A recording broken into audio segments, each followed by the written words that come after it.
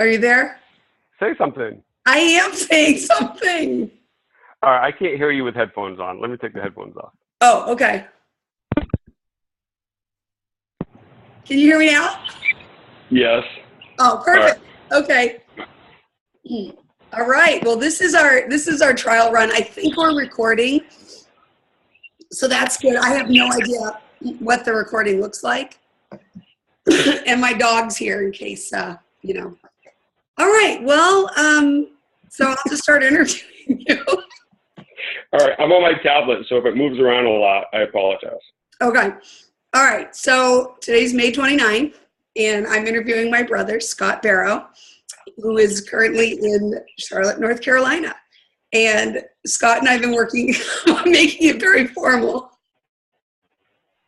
Scott and I have been working on I know. Now I feel awkward wearing. I wish I wasn't wearing a T-shirt at this point. Scott and I have been working on this research project for about 4 days now. And no, seriously, we're working together on this project about our mom. And somehow we started looking back on my mom had brain surgery in 1970.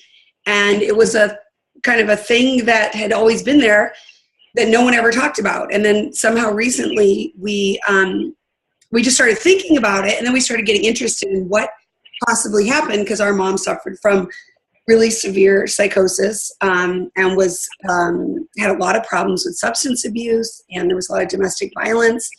And it just seems like this was a family secret that was covered up. So right now we're in the beginning phases and of kind of unpacking stuff. We're trying to get medical records and possibly interviewing some relatives who knew mom, and there's only like 2 left. Right? There are only like 2. Because of the conspiracy of them disappearing. Witnesses just seem to disappear regarding this. Well, there's more people who knew her, but who were alive when she had the surgery. Yeah. In fact, I just heard we just lost another. What's that? Breaking news. 2 more down. No, okay, seriously, we gotta be serious. All right, so I guess just as part of the, I've already done several interviews, and I'm gonna be posting photographs. I found a letter that I had from mom. I don't have much from her because we were estranged for so long. And I also feel like we each, me, you, and Terry, had almost like a different relationship. Like our stories are similar, but they have, they're kind of unique. So I guess my first question is can you tell us about mom? Yeah, well, let me just clarify first, and I know you wanted to be serious. I disguise a lot of stuff with humor, but I will try to be serious. And the sweat that's on my brow right now is because it's warm. It's not because I feel the line of the questions are challenging or, whatever. So right. About mom. So she was, so my relationship with her, I think,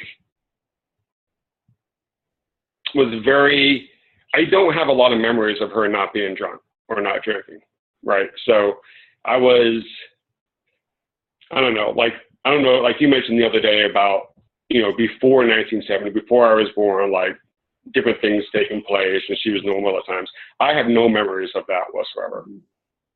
I have like patches of like moments where you could tell she would try to do like the right thing. Like I remember one time in particular, like I used to love toast and cream cheese. I used to love it.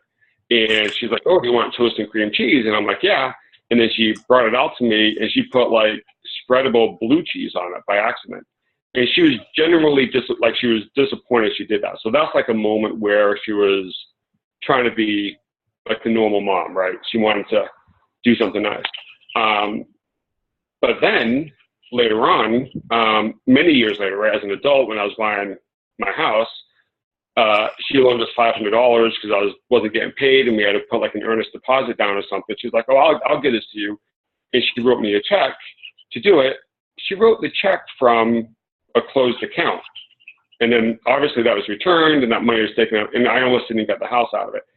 I find it hard to believe too that she didn't know that account was closed. Like, You know what I mean? So it's like Dawn. I mean, it was. I mean, there's a big difference. Like, weird things like that would take place. Like I remember, yeah. So it was always like every day was a cliffhanger. You go to bed and you're thinking, what is tomorrow going to be like? Right? You have no idea. You know, and that's how I knew her whole, you know, my whole life, and you know, for the remainder of her life, from the time I can remember to, you know. So like a cliffhanger, because I do know what you're saying, and so like a cliffhanger might be like I always looked at it like, you know, we could be in a situation where, like in high school or even middle school, where you know something could happen, and like totally crazy, like she's out on the front lawn in her nightie, drunk, you know, and it's like we go to bed, and then it's all over. It didn't happen the next day, and then there's something else that happens. So I mean, that's my recollection of it. It's like it was like insanity, and then we had to be normal, and then it was insanity. I don't know, like that was kind of my. Yeah, like I remember one night. I mean, I was pretty young. I was probably 8, maybe 9. You, Dad, and Terry were in the kitchen in Greenbrier Drive, and I mean, Mom was like really drunk, like she was really out there, and like, you know, we had like 1,000 doilies throughout that house, you know, and she was sitting there on the floor between the couch and the trunk that we used as a coffee table, and she lit a doily, and I was in the living room with her, and she lit a doily on fire with her lighter. And I remember just running into the kitchen, grabbing a glass of water, coming back, and just putting it out with a glass of water. Right. But then the next day, it's like, by the time I get up, I mean, she's already been up. She already cleaned up the doily. You know what I mean? Yeah. And it was never mentioned at all. I mean, and that kind of thing was what, like, as I'm hoping, like, to talk to, I think I told you this guy who teaches neurology at PSU. And I mean, I'd like to talk to him about just, I don't know enough about like behavioral changes after traumatic brain injury or something like a lobotomy gone wrong or whatever happened, because I feel like her lack of inhibition and her desire for attention, I mean, maybe it was just a borderline personality alcoholic and that's what it was, but things like lighting that doily, I mean, like, not to go into the funny side of it, which people are always like, don't even get the humor of things, but like, I remember one of the times, this is like crazy, one of the times when we were estranged and I was living in San Francisco, it's the time when she came with her RV after Lily was born, and she like had this long extension cord and plugged into your outlet. Yeah. And okay, so it was that trip. One of the last times I saw her. And I took her to this play. I think it was Samuel Beckett or something like that. I mean, this is terrible. I'm not laughing at her, but like she had these false teeth that she claimed she took from a patient in the nursing home. I didn't know that she took them. I didn't know that she admitted taking them. I thought that's what we were saying. That she I don't remember exactly. But we went to this like existential play, like, or absurdist play, and she's like clacking. She's like clacking the teeth really loudly. And I'm just like everybody around us is like totally uncomfortable. And she's like sitting there acting like she's not doing it. And that was the kind of like, I know it's crazy, but like, that's the kind of lack of inhibition combined with wanting attention. And then of course it got really dark when she was drunk or psychotic or something. What was I going to ask you? So what do you, and I know we're going to do other interviews too. What do you think about this whole possible lobotomy thing? I don't know. I mean, that's a tough question. Like, I know my dog just, I know that I don't know if she did or not. Like, I know that I mean, like you mentioned, no one talked about the surgery, right? I remember being young, her talking to me about it all the time. But I don't know if that was her trying to stimulate guilt out of me. Like, if you weren't born, I wouldn't have 3 holes in my head, kind of thing, right? So, what did she tell you about it? Actually, I mean, she would tell me like how she, after I was born and she had all these horrible headaches and stuff, and then she was run in for surgery, and basically that was it. She didn't talk too much about it. But this is kind of gross, but she would always have me / force me touch where the holes in her head were. It was gross. I wouldn't want to do it now, but it was definitely gross for a 6-year-old or whatever. But she would talk about it a lot, and she would make jokes about like, oh, it's like a bowling ball, stuff like that. So I remember her doing that too, where I touched it as well. And so what I remember, because if this neurologist will even meet with me, but I remember it like in the back of her head, like the top of her scalp. Mm-hmm. Is that where you remembered it? Kind of like right on the crown of her head. Was it like on the, because if there were, I thought it was like right here. Yeah, that's what I thought too. I found, I've been doing a lot of research on, there's lobotomies, but then there's also like these other kinds of brain surgeries that they were still doing, psychosurgeries. And there is one where they put like 2 holes, they drill 2 holes, and then they put electrodes and they burn. It can be like the different parts of the limbic system. And so, and then I'm like, well, even if she did have like a lobotomy or something, like what difference does it make if that's what caused it or if whatever this surgery was? There's no disputing she had brain surgery. Right. We don't know why. Yeah. So, I don't know. It's hard to, like, if I remember, and hopefully we'll talk to Terry as well, but like Terry remembers some stuff even before the surgery that was really, I don't remember that much, honestly, before age 5, but there were other weird things that happened. It's like such a checkered past. Or there's so much that like was not spoken that should have been spoken. Like, I think that now, like you and I talked about this, like if I had brain surgery when Sophie was born, we'd still be talking about that. It wouldn't be some big secret. And so it's very curious to me, and I'm not sure where to go to, if we can even get any, maybe we can't even get more information. Right. Well, maybe we should start by looking at like what her symptoms were. Like you mentioned, she went from like partial psychosis or part-time psychosis or whatever to, total 100% of the time kind of stuff. Right. So yeah, maybe we start looking at that and the holes, and you mentioned about the different types of surgeries. I was reading something about, what was that? What was I saying? Like the hematoma, right? Like they have the hematoma, right? And they were saying that from what I read, I wish I could find it, it's like on one of the Mayo Clinic's websites and different stuff, right? That, and I'm horrible with like medical terms, but like patients who will have like a hematoma like that will often replicate a psychosis personality or whatever, or psychosis, right? And so this website that I was saying was about like how the symptoms will mimic psychosis if people have, a hematoma there. So if she really did have a hematoma and they drilled holes strictly to relieve pressure. They do that though? They do that. Oh, they do that. Okay. Yeah.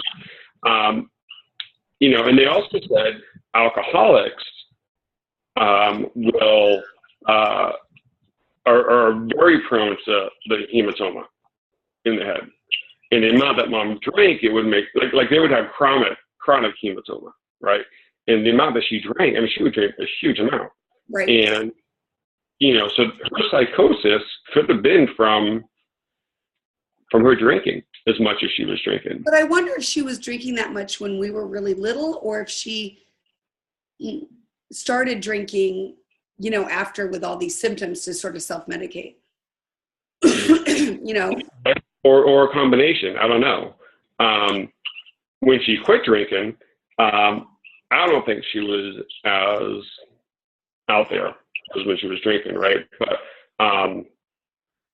yeah, so but I don't know. And this is not to tell another funny story, but I do feel like that is like some backhanded gift that we had, was because like just witnessing some of this stuff, and maybe that's just how I deal with it, but I do think it's sort of funny, but like, I don't know, it's not funny, but like when she was in the hospital, when she was dying, basically, when she had leukemia, Yeah. and I finally did end up talking to her again. This is before she got really bad, before she was like basically in hospice, when she was still okay. Like she wasn't drinking during that time, I don't think. I don't even think she was smoking. And I can remember these conversations with her, which was the same old stuff where I would be on the phone with her and she would be like, like she would like pretend she wasn't even conscious. And I'd be like, oh, God, she's dying. And then I would call the nurses and they're like, Bunny Vaughn? Oh, she's been driving us crazy all morning. Like she's totally faking it, and it's like, Mm-hmm. So, I mean, I guess like, I wonder if there was just like this baseline psychosis the whole time, even without drinking. I mean, she was terrible when she drank. Yeah, she really was. And there probably was like something, right? And maybe she drank to try to subdue some of that, I don't know. And even when she wasn't drinking though, yeah, you're right. She had these issues where she would seek attention and sympathy and how bad she has it kind of thing, and she'd always do like these weird like backhand compliments. Like she would always criticize things of when people do well for themselves and things like that. Like that was always like this weird thing with her too. So yeah, I don't know. Yeah, well, maybe our next step would be, like you said, to write a list of the symptoms or of what we remember. I mean, it is different. I mean, the drinking, I don't know, things were so weird. I wonder, maybe there was something that caused like behavior changes or, I mean, I don't know if we're even going to find this out, I mean, do you have any stuff from her, like any letters, or I know she wrote short stories? No, I mean that, but I'll be honest with you. I mean, I got rid of a lot of it. Like I didn't want to keep it, You're at your computer, right? Look up, or don't look up, it's up to you. I'm not trying to tell you what to do. I'm not a controlling brother. You make your own decisions. No, but like, I'm just afraid because my computer will crash if I even like breathe too hard. Okay. I mean, I was just going to be looked up like initial search, like why would a doctor drill 3 holes in the crown of a head? Well, I remember she said 2 to me. That's what I think we need a third opinion on the, like Terry, our sister Terry. Yeah, but why? I mean, I did look I have some x-rays of these different psychosurgeries where they do drill 2 holes and then they put electrodes into like different parts of the limbic system. And they actually still do that now. Did you go to the head? Well, the holes that I thought were like here on either side. But I swear I thought Mom's were on the top. I did too. Yeah. I thought there were 3. Maybe there's 2. I thought there were 3. Either way though, I do remember it being right on the top as well. They definitely were not on the side of the head, Well, why don't, maybe what I'll do is we'll do another interview. I'm just thinking the only people around to interview that knew Mom during that time are her sister and her sister-in-law. I won't mention any names for the sake of anonymity because I do not have an informed consent. Right. But maybe we could interview them. I don't know. Yeah. I think maybe we could, like maybe you could. I don't know. Yeah. I totally knew where you're getting at, We'll see. I mean. But what about what if you reached out to like Mimi? Oh, I mean, again, we don't have informed consent on her, and it could be any Mimi. But no, we talked about it. She's a cousin of ours who is awesome. I love her. But she's like, oh, really? I mean, I was saying how messed up Mom and Dad were. And she's like, I never knew that. And I was like, you never knew that? And like, she's like, well, and then she started saying there were these few things. I guess that was kind of weird. And I'm not going to say what they were because they're kind of, but yeah, I don't know if those people are going to be helpful on Dad's side. Okay. But maybe, I mean, like, it seems like you have a better relationship with people than I do. Why do you even say that? Seriously, you go there, right? I don't know. It doesn't matter. You are friends on Facebook with way more relatives than I am. Okay, but that, Yeah. Okay, so but maybe, I mean, the thing is, I think there is one, there's one relative, again, I won't mention any names, but it is a sister-in-law who tried to friend me on Facebook, who I blocked. So I might unblock her. Let's just say she's the mother of the kids who all have the first same letter name. Oh my God. So maybe I could unblock her and see. But I think you're right. Like, make a list of the symptoms as much as we can get about it. Maybe talk to Terry, and then I could talk to a neurologist. I'm sending for the records. I don't think we'll get them. Yeah, I'm not sure. I mean, there's like one or two people left that might have information. Right. Or we could start going backwards, right? Start with what she was like after she quit drinking, that dry drunk syndrome, her personality there, while she was drinking, connect the dots, when it all started, take from two different angles. Let's do that. We'll send some emails. I'm keeping track of all this stuff, and then we'll do more. You guys are coming here, so I think it would be cool to interview the kids. Yeah. And just for the record, that was my recommendation. For the record. One thing I think would be really interesting that I came up with is interviewing the kids. Or like I said about we have actually the video of that last visit. So, all right, I will do that. And I'm going to compile, and I'm trying to figure out where we should share all this. I think I told you Wattpad, I can post it and then pull it down so you could see it in order of what we're doing. That kind of information might be good, not recorded, in case we don't want anyone to see it while we're doing it. Oh, not on Wattpad? No, like not record it on this interview for people to say, oh, she put it up on Wattpad for an hour. I mean, all right. Well, we'll talk more. All right. Well, this is awesome. So I think we and if you want to make any video diaries or write anything, or if you find anything, I'm just compiling them and just like right now, just sort of indexing them. Because so what do you, I mean, granted, this is part of it. What do you just use Zoom for all of your video diaries? No, I use QuickTime. Yeah, I just record it. I mean, it's not as professional as I would like, but I record it on QuickTime, and then, and then like even our home video. Do you have that home video?